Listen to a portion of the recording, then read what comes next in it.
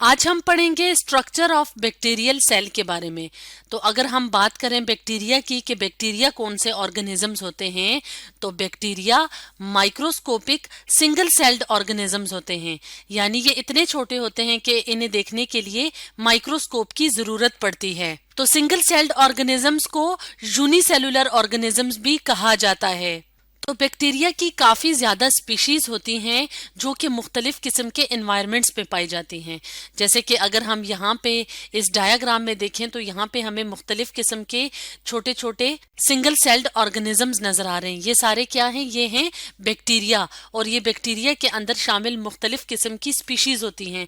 और अगर हम इनकी अक्रेंस की बात करें तो बैक्टीरिया मुख्तलिफ किस्म के इन्वायरमेंट्स में पाए जाते हैं। यानी ये ज़मीन पे भी पाए जाते हैं, पानी के अंदर पाए जाते हैं, हवा में मौजूद होते हैं। इसके अलावा अगर हम ह्यूमन बीइंग्स की बात करें तो उनकी बॉडी के अंदर भी रहते हैं, और इसके अलावा एनिमल्स की भी बॉडी के अंदर काफी ज्यादा तादाद में बैक्टीरिया रहते हैं।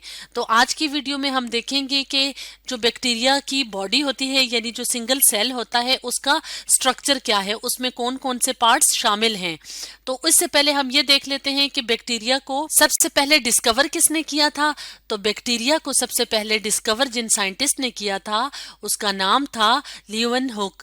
अब हम एक डायग्राम की मदद से देखते हैं कि बैक्टीरिया के सेल के स्ट्रक्चर क्या है। तो इस डायग्राम में हमें एक बैक्टीरियल सेल नजर आ रहा है। तो बैक्टीरिया क्योंकि सिंगल सेल्ड ऑर्गेनिजम्स होते हैं, तो इस बात का मतलब ये है कि ये एक जो पूरा सेल है ये एक बैक्टीरिया है, और इसके अंदर मुख्तलिफ किस्म के जो स्ट्रक्चर्स हैं उनको हम वन बाय वन करके डिस्कस कर लेते हैं।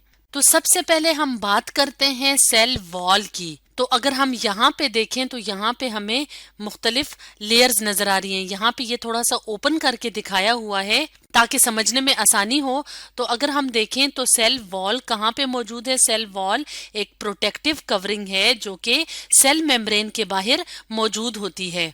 तो अगर हम बात करें सेल वॉल की कंपोजिशन की कि सेल वॉल किस मटेरियल से मिलके बनी होती है, तो बैक्टीरिया के अंदर सेल वॉल जिस मटेरियल से बनी होती है उसको कहा जाता है पेप्टिडोग्लाइकन।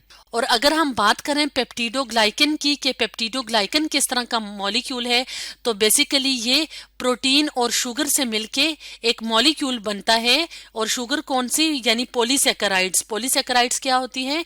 कार्बोहाइड्रेट की एक टाइप है। तो प्रोटीन और शुगर से मिलके, शुगर या पॉलीसेकेराइड भी हम कह सकते हैं, मिलके जो एक मॉलिक्यूल बनता है खास किस्म का जो बैक्टीरियल सेल वॉल बनाता है उसको कहते हैं पेप्टिडोग्लाइकन। तो अगर हम बात करें फंक्शन ऑफ सेल वॉल की कि सेल वॉल का फंक्शन क्या है, तो बेसिकली सेल वॉल क्या प्रोवाइड करती है? सेल वॉल बैक्टीरियल सेल को प्रोटेक्ट करती है, यानी प्रोटेक्शन प्रोवाइड करती है बाहर के माहौल से। तो सेल वॉल का क्या काम है? सेल वॉल का काम है बैक्टीरियल सेल की प्रोटेक्शन करना।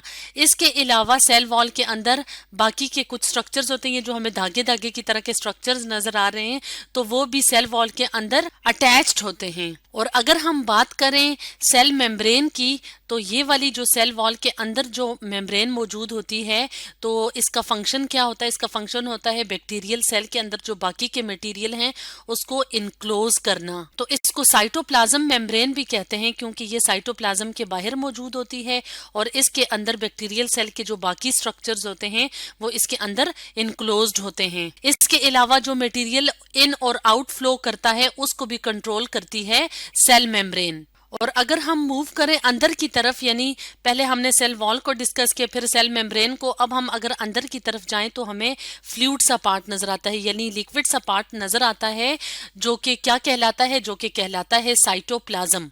तो साइटोप्लाज्म कौन सा स्ट्रक्चर होता है? साइटोप्लाज्म वो पार्ट होता है बैक्टीरियल सेल का जिसके अंदर बाकी की जो एक्टिविटीज होती हैं, यानी मुख्तलिफ जो ग्रोथ के लिए जो फंक्शंस होने होते हैं वो भी साइटोप्लाज्म के अंदर होते हैं। इसके अलावा जो ये बाकी जो पार्ट्स हैं, अगर हम देखें यहाँ पे जो जेनेटिक मटेरियल है, इसके अलावा राइबोसोम्स वगैरह हैं, तो वो भी साइटोप्लाज्म के अंदर, यानी ये जो लिक्विड पार्ट है इसके अंदर मौजूद होते हैं।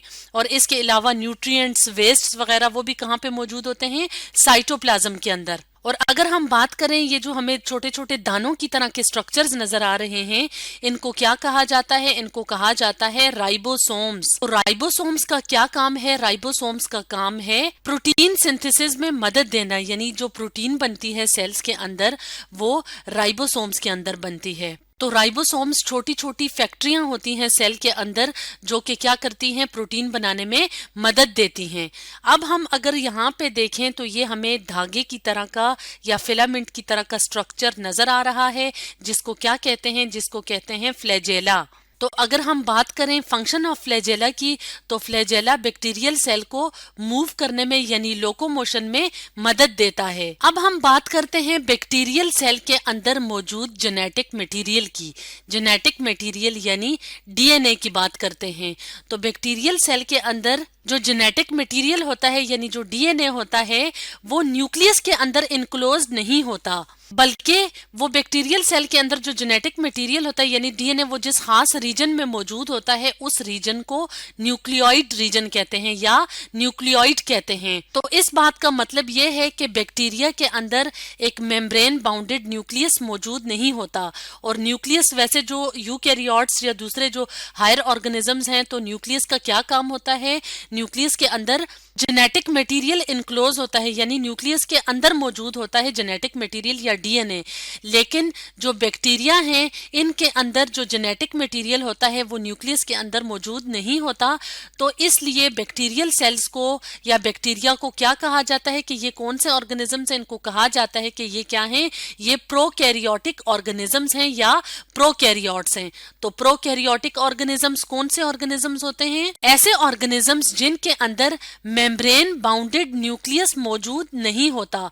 और मेम्ब्रेन बाउंडेड न्यूक्लियस के अलावा जो मेम्ब्रेन बाउंडेड ऑर्गेनेलीज होती हैं जैसे कि mitochondria, Golgi apparatus, endoplasmic reticulum, ये भी मौजूद नहीं होते। तो इस तरह के ऑर्गेनिजम्स को क्या कहा जाता है? इस तरह के ऑर्गेनिजम्स को कहा जाता है प्रोकैरियोट्स या प्रोकैरियोटिक ऑर्गेनिजम्स। तो बैक्टीरिया क्या हैं? बैक्टीरिया प्रोकैरियोट्स हैं क्योंकि इनके अंदर न्यूक्लियस यानी मेम्ब्रेन बाउंडेड न्यूक्लियस और मेम्ब्रेन बाउंडेड ऑर्गेनेलीज मौजूद नहीं होती। के अलावा अगर हम यहाँ पे देखें तो यहाँ पे हमें धागे धागे की तरह के स्ट्रक्चर्स नजर आ रहे हैं। तो इन स्ट्रक्चर्स को क्या कहा जाता है? इन स्ट्रक्चर्स को पिलाए कहा जाता है। तो कुछ बैक्टीरियल स्पीशीज ऐसी होती हैं जिनमें ये पिलाए मौजूद होते हैं।